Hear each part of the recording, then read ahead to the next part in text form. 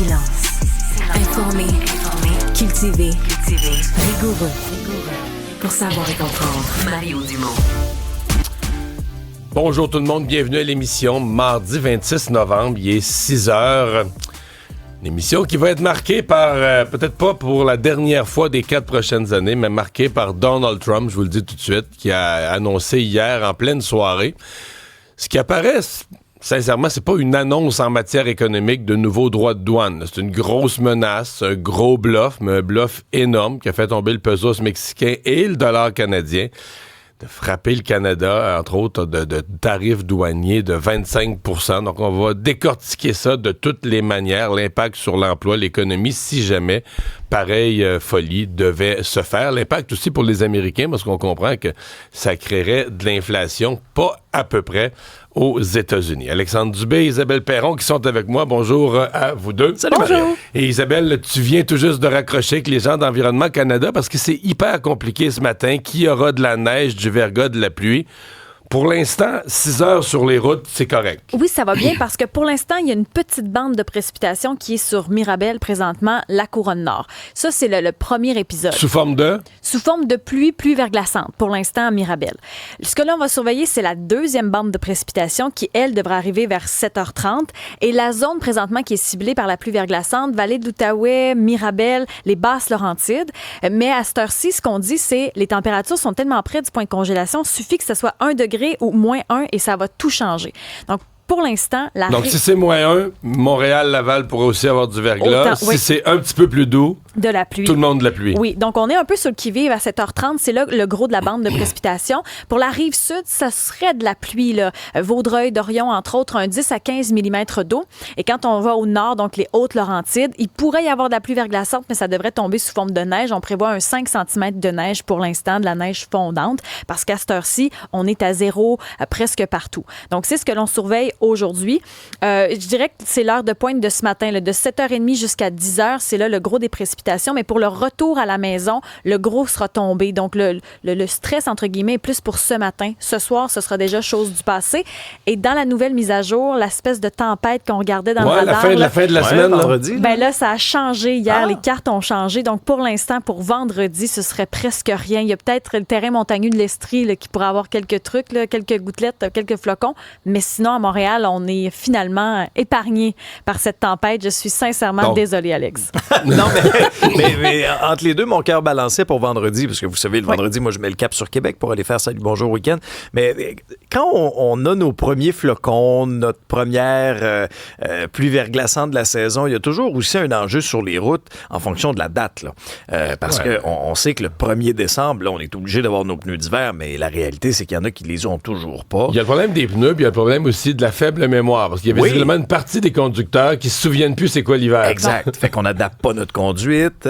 On réduit pas la vitesse. Certains conduisent trop près, même dans ces conditions-là. Ça, trop près, là, ça arrive souvent. Oui, c'est un douloureux rappel parfois. Ça la première neige. Suivre de proche, c'est un défaut.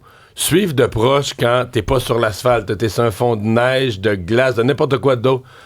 C'est plus qu'un défaut, là. C'est débile. Mais à Montréal, il y a plein de conducteurs là, qui adaptent zéro leur conduite en fonction des conditions routières. Là. Peu importe la saison, ils vont te coller dans le cul à 2 pouces. Là. Mention VUS et au camion. Hein? C'est pas parce que vous avez un VUS que vous êtes invincible. Non, puis il y a des gens qui comprennent pas que 4 roues motrices, ça a une meilleure traction. Mettons que tu pars en accélération puis t'es sur du glissant, ça n'a pas tellement un meilleur freinage. Non. Je veux dire, si tu suis quelqu'un de proche, il doit s'arrêter brusquement. Tu vas y rentrer dans le derrière. 4 roues motrices, c'est pas un système de freinage à parachute. Là. Qu'est-ce qu'on voit dans le clos, là? C'est pas rien que des petites berlines. Là. Ouais. C'est ça. Ils sont juste plus loin. Donc, tout ça pour dire qu'on va rester attentifs durant toute l'émission pour vous garder informés. S'il y a des zones de verglas, s'il y a des routes qui sont plus dangereuses, on va vous garder informés. Il y a Denis Coderre qui a mis sa maison en vente. On savait ses problèmes avec l'impôt. Il avait expliqué, d'ailleurs, je pense à notre collègue Benoît Dutrisac ici, là, la complication, une séparation, une maison où habitait son ex-conjointe. Et là, la maison est à vendre. Oui, il avait dit à Benoît, puis je me souviens très très bien, qu'il allait régler ça là, d'ici aux fêtes. Puis après ça, qu'au moment où la course à la chefferie du Parti libéral du Québec sera officiellement lancée, donc début 2025, tout tout ça allait être réglé. Alors, dans le journal, on le voit fièrement posé à côté de la pancarte de mise en vente de la résidence en question, une résidence de Montréal-Nord qui a été mise en vente là, au prix de 749 800 $, une résidence de 15 pièces construite en 1986 qui compte un garage, un terrain de 4130 pieds carrés selon l'annonce de la propriété là, qui est publique, là, qui est disponible sur Centris. Je vous rappelle que le bureau d'enquête avait dévoilé que Revenu Québec avait mis même une hypothèque légale de 133 000 $ sur la résidence de M. Coderre pour justement payer là, des impôts non réglés. Comment je dirais ça? Écoute, on souhaite tous qu'il règle ses affaires. J'ai un mini malaise avec la photo. Je vois pas de quoi tu parles. Ben, c'est-à-dire que... Mais là, non, mais... Tu sais, tout ça, puis il l'expliquait à Benoît, là, le résultat de quelque chose de triste, une séparation, puis une séparation, bon, financièrement, ça se complique un peu. Il y a le sourire fendu jusqu'aux oreilles. Là, mais c'est ça. Photo, c'est pour ça que de voir la maison familiale, il a élevé ses enfants après une séparation, il est obligé de la vendre, puis là, il est à côté de la pancarte avec un gros sourire. Mais je pense que c'est un mécanisme de défense.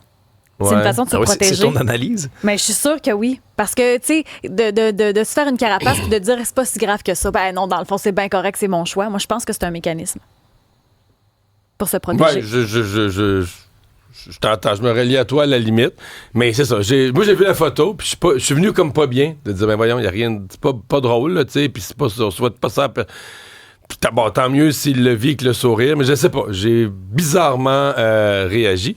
Comme il y a des gens qui ont réagi indéfendable hier, et là, faut pas que tu m'en dises trop. Moi, je cours après ma queue. Je suis toujours 6, 7, 8 épisodes en retard, là.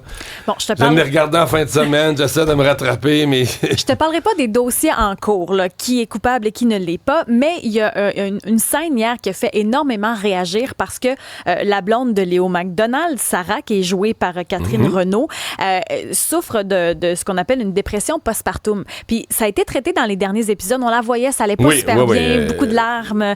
Puis, ils ont décidé hier d'aller consulter. Puis, Léo est là, elle aussi est là. Puis, les deux abordent la situation en question. Puis, elle se dit folle. Elle se comprend plus. Elle a peur qu'on dise que c'est pas une bonne mère. Puis, t'as Léo qui la console, la psychologue aussi. Je trouvais que la scène était vraiment bien faite parce que de voir que Léo était impliqué dans l'histoire aussi, je trouve qu'il y a plusieurs couples au Québec qui peuvent vivre ça. Puis, de la façon dont c'était abordé, ça a été bien fait, avec respect. Une maman sur 5... Ils ont dit la statistique hier. J'étais même étonné de savoir de ça. Puis que souvent, le ratio était aussi grand. Oui, puis souvent, on n'en parle pas, on a honte. Mais elle l'explique très bien, là, Sarah. Là, hier, elle avait peur d'être une mauvaise mère, puis il y en a plusieurs qui le vivent. Ben, je trouvais que dans une émission Heure Grande Écoute comme ça, d'aborder le sujet, surtout... C'est vrai que ça peut... Postpartum, là, pas abordé souvent, ça. Non, puis surtout, là, on est dans un... Tu sais, d'habitude, on règle des causes des criminels. Tu sais, on est dans des cabinets d'avocats. D'avoir ce dosage-là, je trouve, d'humanité à travers, j'ai bien aimé ça. Puis, tu sais, Léo McDonald, tout le monde le regarde, là, Sébastien Delorme. Là. Fait que je trouvais ça le fun qu'ils soient impliqués aussi dans le processus. C'est un processus à deux, même si c'est elle qui souffre. Je trouvais que c'était bien joué. Bravo, la gang.